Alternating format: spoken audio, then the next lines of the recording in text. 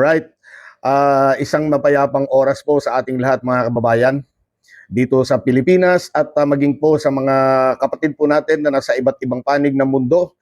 Mainit man po o malamig ang inyong mga kinaroroonan, ano po, basta ang importante, safe po tayo. Oo, may mabuting kalusugan, masaya, at kahit ano pa man ang ating pinagdadaanan sa buhay, hanggat may buhay ka nga, may pag-asa. Magandang araw po. Well, mga kababayan, kahapon kasi sa isang interview po dito kay Vice Presidente Sara Duterte, hindi ko malaman ano po kung ito po ba ay pag-amin o kaya nagdadrama na naman po ang ating pangalawang pangulo, ano? Oo, pag-amin ba kaya ito na nabigo sila? Oo, na nabigo sila na pababain ang pangulo, na nabigo sila na pabagsakin ng pangulo. Ang dami nilang ginagawa talaga, ano, pero parang bigong-bigaw mga ito. At kung nabigo man o sumuko, nakikita naman ng ating mga kababayan na hanggang ngayon ay patuloy pa rin ang mga ito sa kanilang ginagawa. Pakinggan muna natin yung interview po dito kay Inday Sara, no, para mabigyang anuhan po natin ito.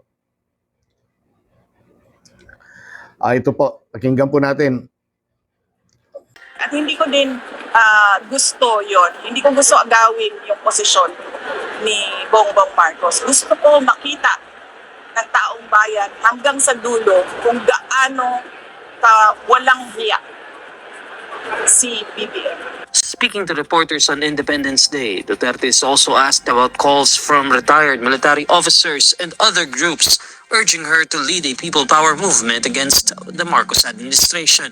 Duterte says her oath as vice president requires her to uphold and defend the Constitution. Ako, I am the constitutional successor, no? I am the next in line ayon sa ating constitution. At meron akong sinumpaan noong ako ay nag-assume ng office of the vice president. At nakalagay doon that I will preserve and defend the constitution. So ayan, ano po sa palagay po ninyo mga kababayan? Sinabi niya na hindi daw niya gustong agawin ang pwesto ng Pangulo. Ang masaklap dito, tinawag pa niyang walang hiyang Pangulo. No? Grabe talaga kung magsalita itong ating Vice Presidente. Anong klaseng Vice Presidente po ito? Ngayon lang po tayo nagkaroon ng ganitong klase ng Vice Presidente sa totoo lamang po. Since na ako po ay namulat at siyempre nung pagmulat ko, nung pagkagising ko bilang isang musmos, alam ko na mayroong presidente at saka vice presidente. Pero ngayon lang po ako nakakita o kaya nakarinig ng ganitong pananalita ng isang lingkod bayan, lalong-lalo na po siya po yung pangalawang pinakamataas na na pangulo ng bansa. Eka nga, pangalawa kaya presidente, Ayaw daw niyang mang-agaw ng pwesto, pero ano itong ginagawa niya? Bakit patuloy ang kanilang pakikipag-ugnayan sa mga retired military personnel at iba pang mga grupo?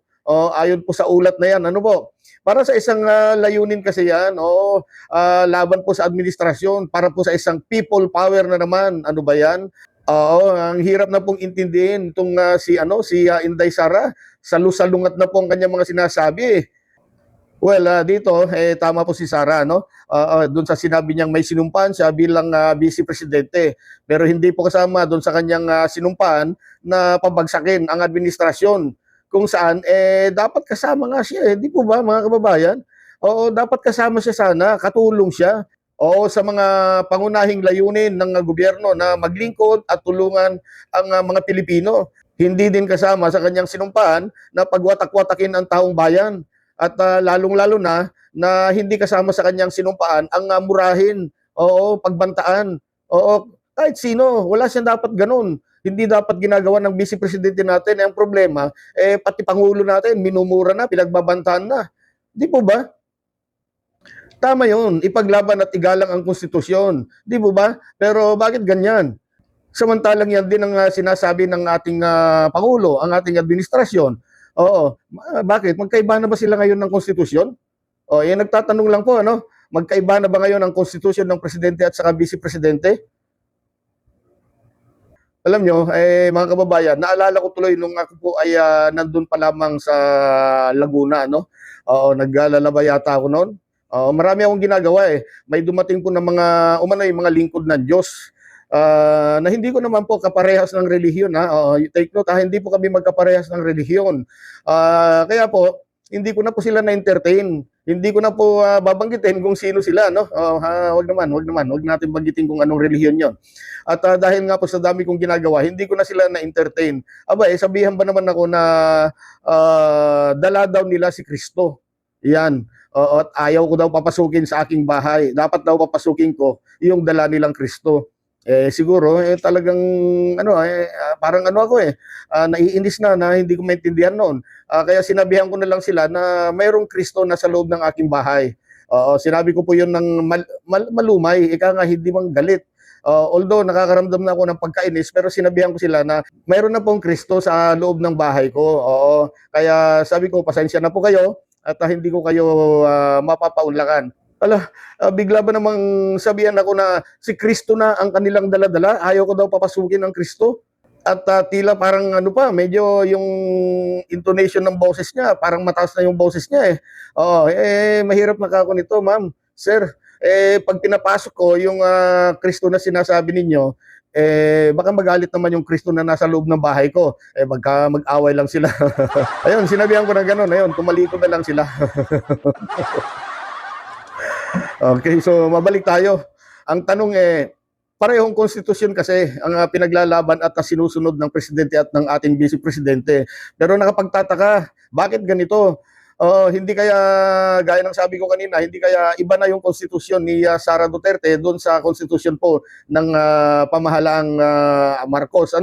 Nagtatanong lamang po. Mahirap naman kasi nagugulo na ang tao eh. Alin ba talaga ang totoong konstitusyon na pinaglalaban at pinoprotektahan? Grabe. Sa totoo lang po, hindi na po talaga basta pambabastos ang ginagawa po nitong ating Vice Presidente sa ating Pangulo. Talagang gusto niyang ipakita sa tao na walang gagawing maganda si PBBM. Oo, hindi marunong magpresidente. Oo, wala sa tamang pag-iisip ang Pangulo. Wala sa ayos ang gobyerno. Oo, sa madaling sabi, parang sinasabi niya na walang kwentang tao si Bongbong Marcos. Bagay na taliwas naman po sa nakikita ng marami. Mas nakakarami pa rin ang naniniwala sa kakayanan at kaalaman ni PBBM bilang Pangulo. Lalo na po sa magandang pamamahalan nito, paglilingkod, tunay na paglilingkod at tunay na ama ng bansang Pilipinas. Ano po ang sinabi ni PBBM? Hindi na kita kapartido kung ikaw ay nasasangkot sa katiwalian. At yan naman po ay patunay lamang na ayaw talaga ng ating Pangulo ng mga ganyang klase ng tao. Biruin po ninyo, kapartido ka niya, pero pag nasasangkot ka sa mga katiwalian, ititiwalag ka na niya. Hindi ka na daw niya kapartido.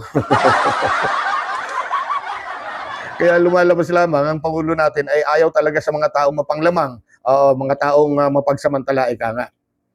Malala na po itong kampo po ni Vice Presidente. Napanood niyo po ba yung nangyayari dyan sa harap po ng Senado, yung mga nagrarally dyan? Ilang piraso na lamang sila eh. Matindi. Kung ano-ano na pong gimmick ang mga ginagawa nito. Mayroon pandala-dalang kabaong at nakita ko, may humiga pa sa kabaong eh. Kung ano-ano ng gimmick ang mga nasa isip ng mga ito eh. Dala kaya ng parang na sila, natuturete na sila. Grabe. Tapos sasabihin nila, patay na daw ang demokrasya. Samantalang sila ang buhay na patutuo eh. Buhay na buhay ang demokrasya. Umiiral pa rin ang katotohanan na ang demokrasya ay buhay na buhay dito sa bansang Pilipinas.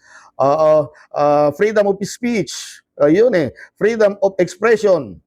Kita po ninyo, nagagawa nila yung kanilang mga gusto. Gusto nila bilang pagpapahayag ng kanilang mga saloobin. May pumipigil ba sa kanila? Wala naman eh. Hindi naman sila pinipigilan, di po ba? Nakaalala lamang ang mga kapulisan natural para maiwasan po yung kaguluhan. Ginagamit nila yung salitang taong bayan. Sila daw po yung taong bayan. Pero kung bibilangin mo sila, iilan lang naman po mga ito eh. Di po ba? Mas marami pa yata yung mga vlogger nila. Patay ang demokrasya. Dahil ba nasasagasaan itong mga idol nila, nakagaya po ni na Bato, na nagkandara pa sa pagtakbo. Nagkandara pa po sa pagtakbo nang arestuhin po siya ng NBI. At aarestuhin siya dahil may kinakaharap na kaso. Kaso pong napakabigat. Siya po kasi ang co-perpetrator. Isa siya sa mga co-perpetrator po ni Duterte sa kasong crimes against humanity. At itong si BC Inday naman, nakasalang din sa impeachment dahil po sa napakaraming dahilan din po na mga impeachable offenses kung tawagin nila. Kaya kung talagang malinis ang kanilang konsensya, itong mga ito, hala sige, humarap na sila. Humarap po kayo sa paglilitis. Oo, dumipensa kayo, ipagtanggol ang inyong mga sarili. Di po ba? Dapat ganun. Kaya itong sinabi po ni Inday na ayaw naman daw niyang agawin ang pwesto ni PBBM, sa tingin ko po, ito ay isang pag-amin. Pag-amin na nabigo po sila sa kanilang planong pabagsakin ang administrasyon. At para hindi naman po sila mapahiya, yan, kumambyo na lamang si Sara Duterte. Tanong lamang po mga kababayan, ha? Kayo po ba ay naniniwala sa sinabi ni Sara na hindi niya gagawin o hindi niya aagawin ang pwesto ng Pangulo?